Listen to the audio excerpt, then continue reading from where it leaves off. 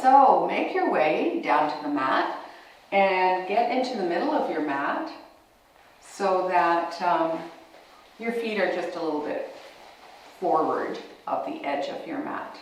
Now I've got some blocks here. If you have blocks at home, it's always good to have them nearby for your seated work, but you don't really need a block. You could just get a really nice thick book to do exactly the same thing. But I've got my blocks here today for you. And I'll show how to use the blocks in some of these seated work. This is seated work. This is all after you've warmed up your body, so I would suggest you always use at least the first video minimum before you come to the floor, and things will be just a lot easier for you. So you could take a block, this one's quite thick, and put it between your thighs. I like the smaller ones actually, but I like this one today. And you can put it between your thighs to line up your kneecaps in line with your second and third toe. This is key. Now we're going to use some energy locks, or bandhas as the Sanskrit says. You can bring your fingertips behind. This is the first time that you can actually use your energy locks. And you're going to pull the belly button into the backbone. You're going to pretend to not pee on the mat, and you're going to tuck your chin in but not drop your head, so that there's this beautiful line behind your neck that is long, and you feel the energy here. And if you can spread your toes, even if it's you just thinking about it, then please do that. You can have your hands behind. You can also have your hands on blocks for those of you who find this quite difficult and are curling back. You can move your blocks back and start to push yourself forward. So this is the first hamstring thing.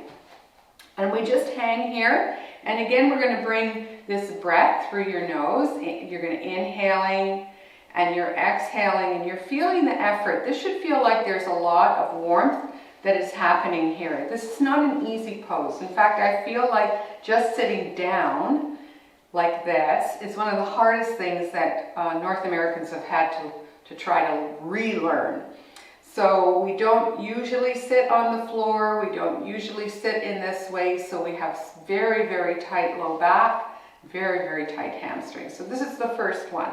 So tucking your chin in, feeling that your spine is moving away from your pelvis, feeling your legs very, very active. I'm even micro bending my knees so the back of my knees are not on the floor.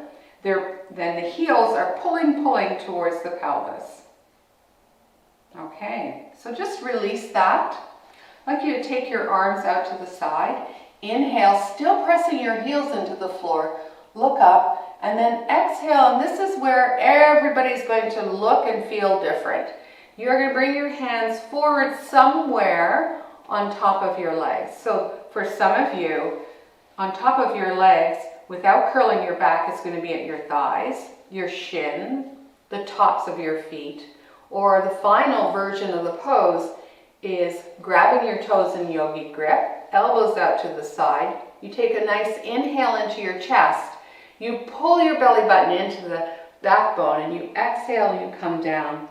The looking point, the gazing point, the drishti, eventually is your big toes. You don't drop the weight of your head. You keep everything in a beautiful line. You feel the tissues in the back body really, really extend. The ideal time to hold each of these seated poses is about 5 or 6 breaths. And the breath initially, when you first begin yoga, is a little shallow. It's not as long as, say, 10 seconds in and 10 seconds out. And this is something that you can concentrate on so that you can feel the inhale is the same length as your exhale. Dig your heels in. Inhale, come on up. Bring your arms up, look up. Feel the tissues in your low back. Exhale, look between your hands as you come all the way down. And this time, sneak your hands either underneath your calves or underneath your thighs. Your back is totally straight. You could also grab your heels if you're managing to have a strong forward bend today. This is seated forward bend. Inhale, open up your chest, look up. Exhale, pull your heels. Top of head moving towards your toes. Spread your toes. Feel the tissues in the back of your legs, in the back of your body, all the way even to your shoulders. In the back of your shoulders, you feel your whole back body, all those tissues moving. And inhaling and exhaling. Dig your heels in, pull your belly button in. Inhale, come on all the way up. Bring your arms up again. Exhale. This time, if you're able, you're going to grab the sole of your foot. If you can't do that, just go back to the previous version that you were able to do. So inhale, open up your chest for those of you who can. This is always multi-level. There's always going to be suggestions. And after all, you can only do what you can do. So coming down, tummy gets to the thighs first, chest towards the knees. Feel your hamstrings working here. Then pull your belly in. Inhale, come on up. Look up. Exhale. That was 3 forward bends. And in yoga, there's always going to be a counter pose. Bring your feet hip width apart. Bring your hands right underneath your shoulders. Do a visual check that the middle fingers are pointing towards the front of your mat and your fingers are really wide. Now tilt your hips, puff out your chest, feet hip width apart, like a penguin, I guess. And then on an exhale, you're going to lift your hips up. You're going to look along your knees. The only time that you would maybe bring your head back is if your hips are higher than your knees. My hips are not, so I'm looking straight at the camera today. You can lift your toes. This should be a fabulous shoulder opener. And then when you exhale, go slower than you want. Bend your elbows. Drop your hips onto the floor. Great, and feel the release. Extend your left leg forward. You may need your blocks for this. Take your right leg, pull it back. So elbows out to the side, I call this matador style. So very, very proud matador.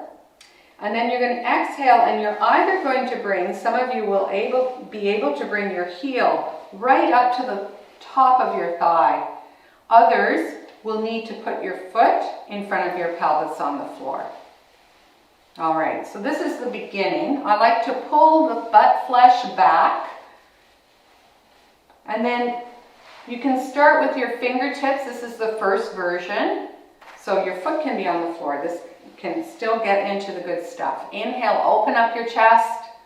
Exhale, you're going to aim your heart and your eyes towards your left leg. So your heart over your left knee. You should feel a real stretch in the side of your right hip.